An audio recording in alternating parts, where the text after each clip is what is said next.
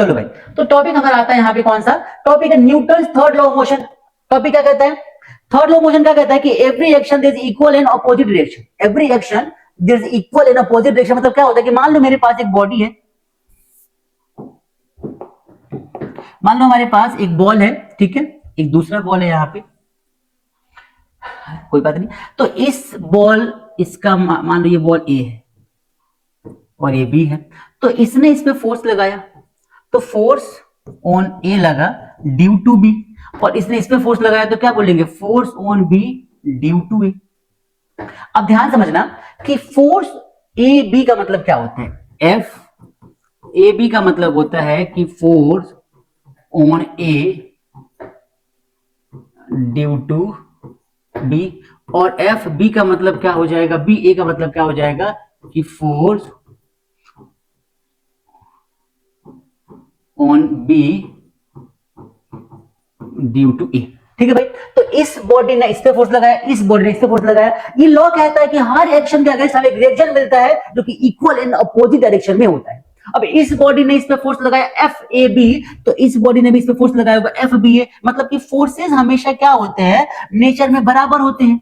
तो हम लिख सकते हैं क्या कि force on A B is equal to force on B A, और चूंकि दोनों दोनों क्या है, चूंकि दोनों भाई अपोजिट नेचर के हैं तो भाई साइन माइनस कहा जाएगा, और इसे ही तो कहते हैं, इसे ही तो कहते हैं third law of motion, there is every action there is equal in opposite reaction. भाई हर एक्शन के अगेंस्ट क्या लगेगा, रिएक्शन। मैंने थप्पड़ मारा, चोट मुझे भी तो लगेगी भाई साहब, लगेगी नहीं लगेगी बताओ भाई। मैंने किसी दीवार पे थप्पड़ मारा, मुझे चोट लगेगी, मैंने धीरे से मारा, प्यार से मैंने कहा प्यार से मारा तो प्यार से लगेगा, तेज मारा तेज लगेगा। जितनी तेज आप फोर्स लगाओगे उतना ही तेज आपको क्या मिलेगा, आपको भी रिएक्शन मिलेगा। आपने एक्शन दिया, आपको रिएक्शन मिला, मतलब कि there is every action equal in opposite reaction. हम लगाएंगे फोर्स, हमें मिलेगा फोर्स। अच्छा एक चीज और, ये फोर्सेज हमेशा पेयर में काम करती है। ये थर्ड लॉ ने इतना इंपॉर्टेंट कॉन्सेप्ट दिया कि इस पूरे यूनिवर्स में जितने भी फोर्सेज होती हैं हमेशा पेयर में लगती हैं।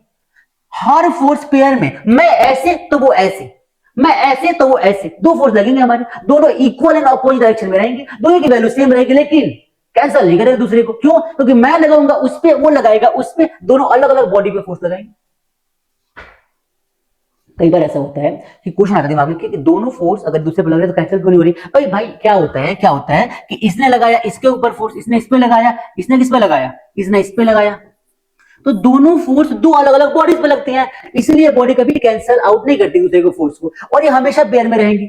एक्शन रिएक्शन के बराबर होता है, इसने इसको एक्शन दिया, इसको क्या मिला, रिएक्शन मिल गया, तो action is equal to reaction, ये हमेशा बराबर रहेंगे, याद रखना हमेशा।